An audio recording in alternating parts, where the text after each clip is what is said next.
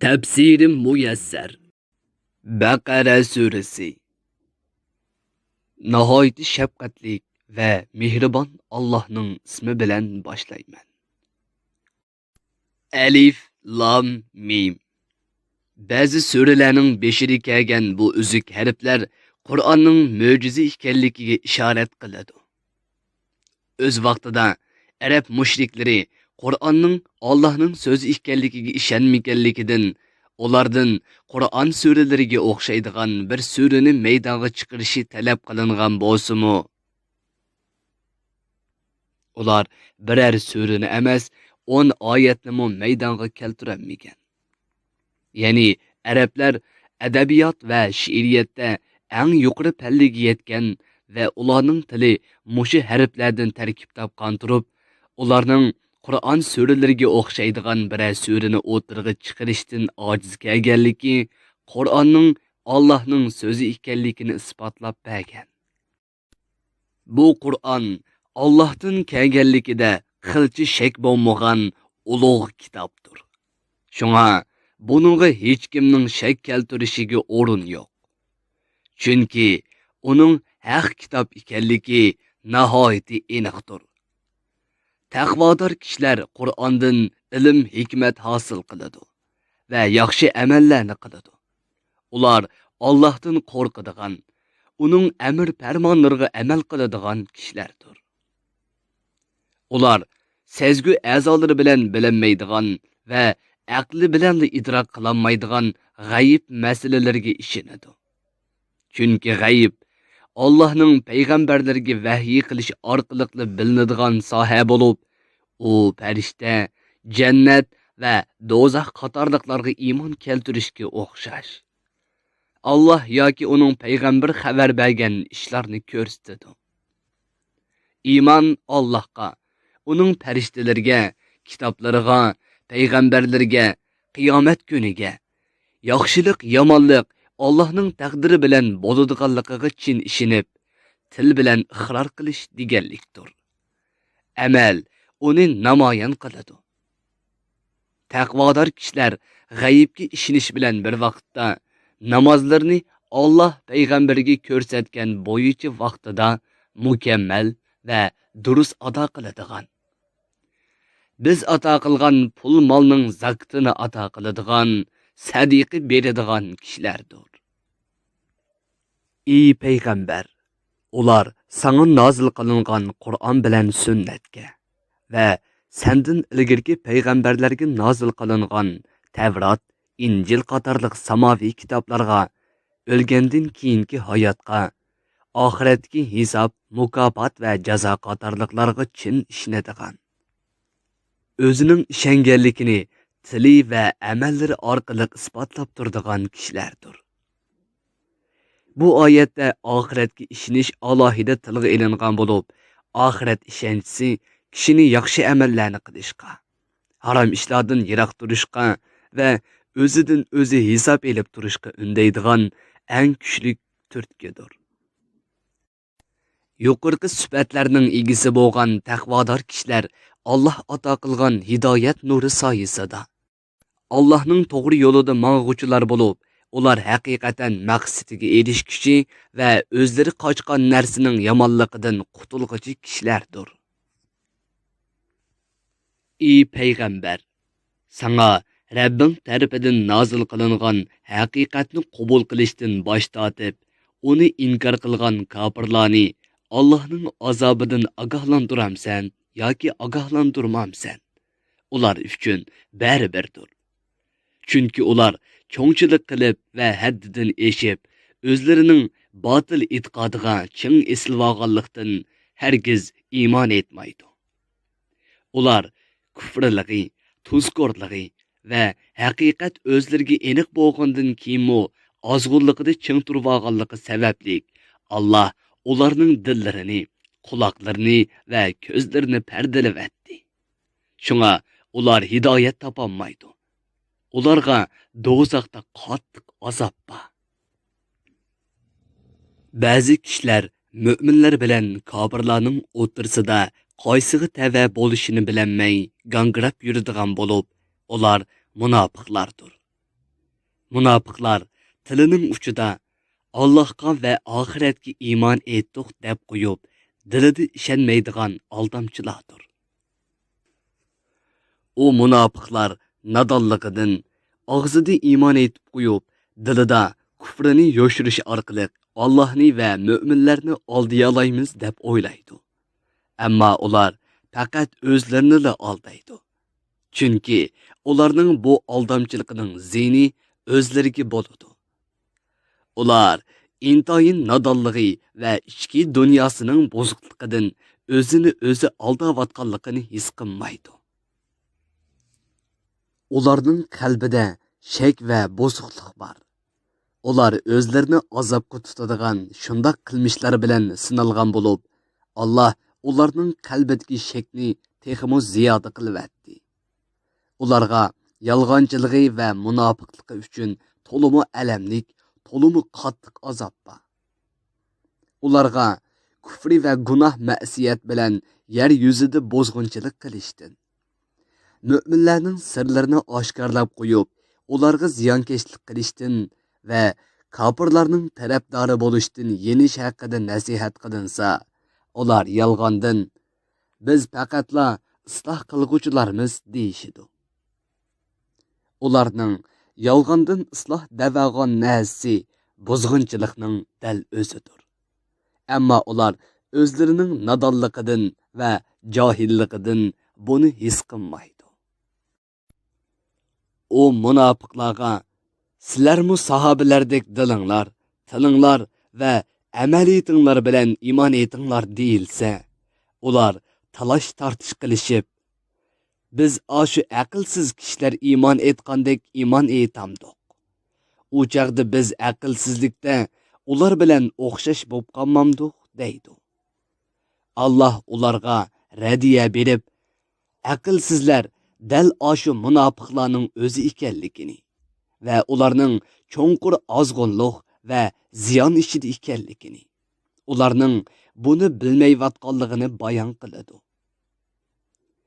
O munofiqlar mo'minlar bilan uchrashgan chaqlarda bizmu sizlarga o'xshashli iymon etdik deydi. Ammo ular mo'minlardan ayrilib, o'zlarining Allohga osiylik qilgan kofir kattaboshlarning yeniga borgan chaqlarda bo'lsa, ularga o'zlarining kofir ekanligini va kufridan yanmaydiganligini, faqatla mo'minlarni ko'zga ilmaganlikdan ularni masxir qilib shundoq deb qo'yganligini aytishadi. Alloh ularga bu masxirining jazosini cho'qim tetitidi.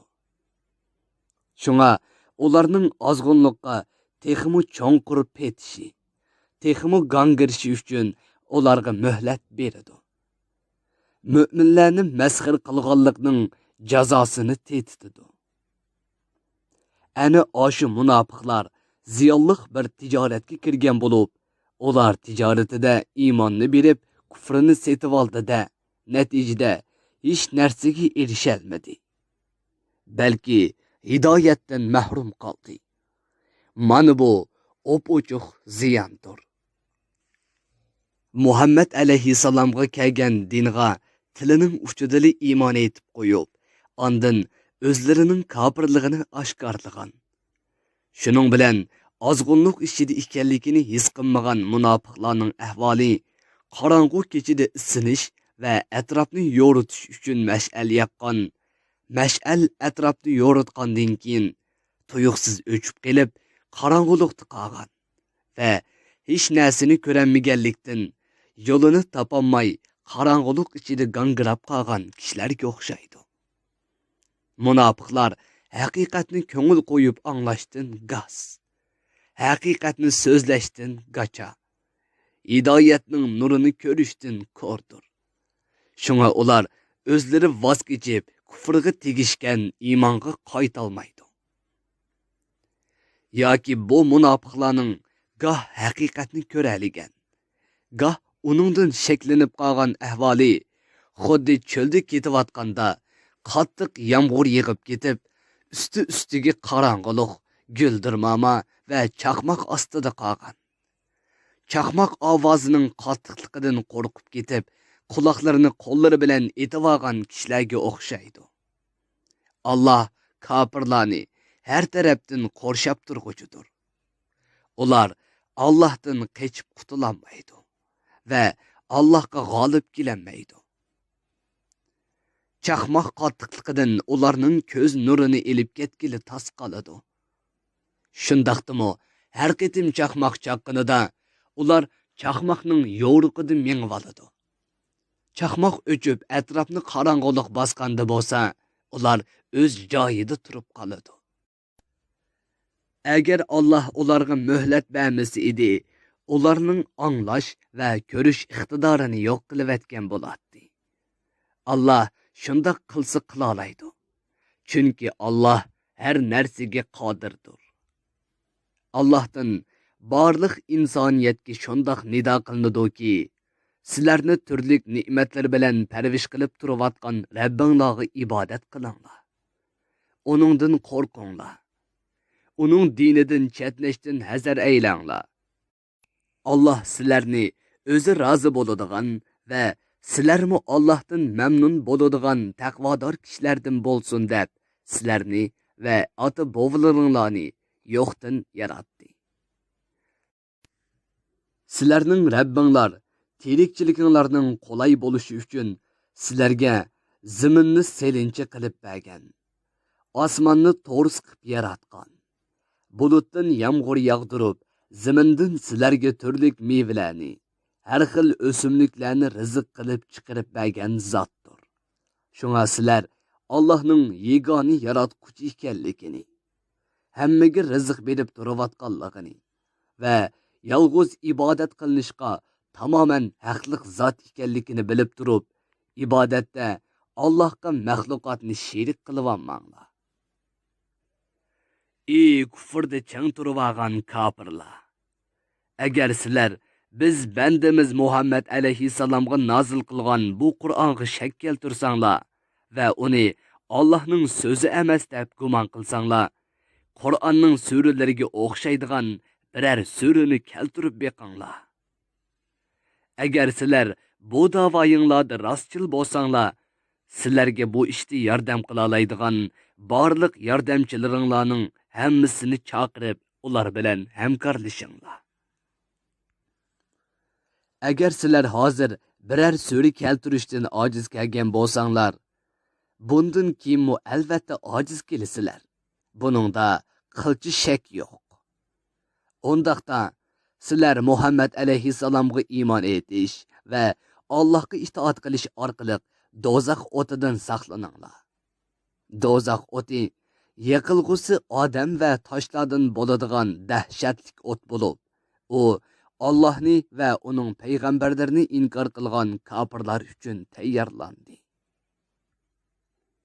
Ey payg'ambar, iymon etib yaxshi amallarni qilgan kishilarga ularning ko'nglini shodlantiradigan bir yaxshilikdan xabar berginki, oxiratda ularga oliy qasrlari va qo'yiq dal-daraxtlari ostidan o'stanlar eqib turadigan ajoyib go'zal bog'lar bor.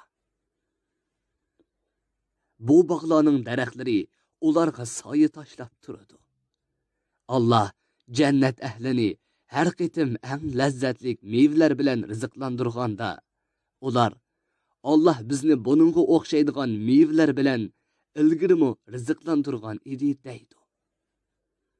Garchi bu mevalarning ismi, rangi va shakli bir-biriga o'xshab ketsimi, ular bu mevalarni har qitim tetiganda boshqacha lazzat, boshqacha ta'mdan huzur oladi. Ularga jannat yana hayz va nifosga o'xshash jismoniy paskinchiliklardan, yolg'onchilik qatorliq ma'naviy illatlardan tamoman xoli bo'lgan pok juplar bor. Jannatning ne'matlari mangulikdir. Jannat ahli jannatlarda mangu qoladi. Ular hech o'lmaydi. Jannatdan chiqarilmaydi. Tafsirim muyassar.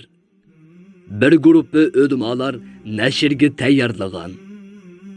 Tarjima qilguvchi Muhammad Yusuf Muhammad Tursun. Muharrir Abdurrahim Dövlet. Korrektor Abdulaziz Akun. 2020 yanvar 1 neşri. Teklimakan Uyghur Neşriyatı tərəfindən nəşr qılınğan. Mikrofon aldida İmran Abdug'ani Sadai. Bu əsər əvlad detallarında tarqıtıldı.